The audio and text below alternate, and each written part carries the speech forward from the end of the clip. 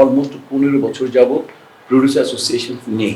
95% অভিভাবকই চায় না যে তার ছেলে মেয়েরা মিডিয়া লাইনে যায়। সে দেশের পরিস্থিতি এরকম হওয়াটা তো খুবই স্বাভাবিক। এটা হচ্ছে আমার এক্সপিরিয়েন্স। সেটার নায়ক ছিল সালমান খান, মানে মাস্টার ব্লাস্টার সুপারস্টার, একটা ডিফারেন্ট মানে মানে ক্ষণজন্মা একটা শিল্পী ছিল। এবং আজকেও যদি মনে করি যে লাস্ট আমার ছবি বরবাদ, মেইন ক্যারেক্টার আমি সাকিবের বাবা, দেন ইনসাফ, ওটাতে ছিলাম আমি মেইন ক্যারেক্টার ভিলেন।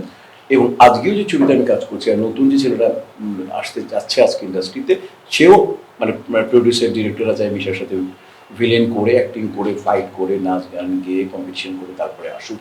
তো এটাই হচ্ছে যে মানে আমি প্রতিনিয়ত চেষ্টা করে যাচ্ছি যে আমি যাতে নিজেকে ঠিক রাখতে পারি, যতটুকু আমার তৌফিক, যতটুকু আমার মেধা, যতটুকু আমার চেষ্টা থাকে, চেষ্টা শেষ বিন্দু পর্যন্ত আমি চাই যাতে ভালো হয়। ওই ভালো হওয়াটার জন্য বুঝে আজকে আমি এখানে আছি, আপনাদের মাঝে আছি। স্টেক হোল্ডার যারা, মানে মূলত সরকারি, বেসরকারি বড় বড় প্রতিষ্ঠান, এবং সবচেয়ে যদি আমি বলি সেটা হচ্ছে যে আমাদের প্রডিউসার অ্যাসোসিয়েশন এই দেশে গত অলমোস্ট 15 বছর যাবৎ প্রডিউসার অ্যাসোসিয়েশন নেই।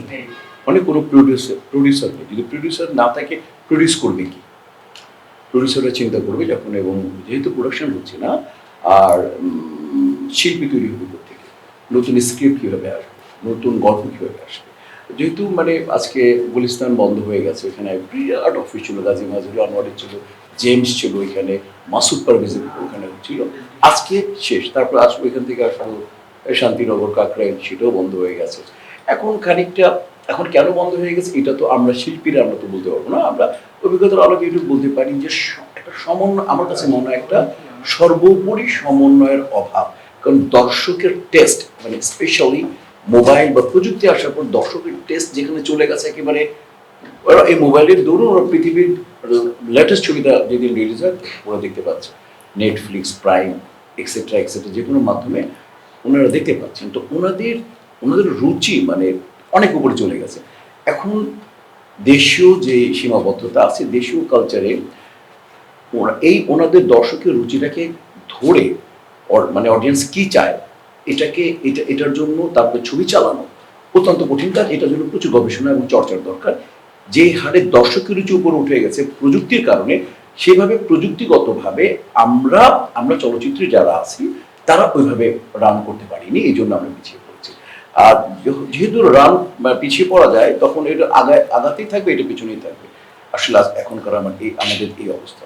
পাশাপাশি হচ্ছে যেটা আমার একটা স্টাডি বা এক্সপিরিয়েন্স হচ্ছে যে আমাদের দেশের 100-র মধ্যে 95% অভিভাবক চান না তার ছেলে মেয়েরা অভিনেতা অভিনেত্রী হোক।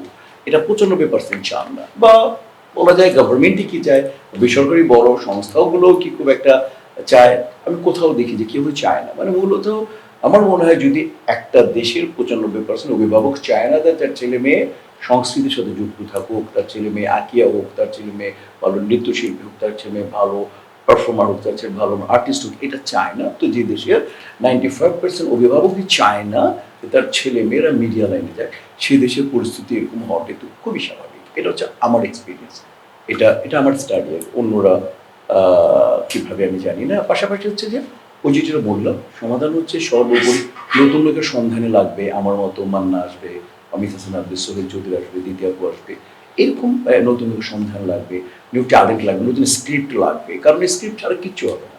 স্ক্রিপ্ট রাইটার লাগবে, ভালো গল্পকার লাগবে, ভালো মিউজিক ডিরেক্টর লাগবে, সব কিছু। ফিল্ম হচ্ছে এন্টারটেনমেন্ট অ্যান্ড এন্টারটেনমেন্ট, আনন্দ এবং আনন্দ। কারণ মানুষ 2-2.5 ঘন্টা যাবে শুধু বিনোদন দেখতে যাবে, এখানে এত সিরিয়াস হওয়ার কিছু নাই।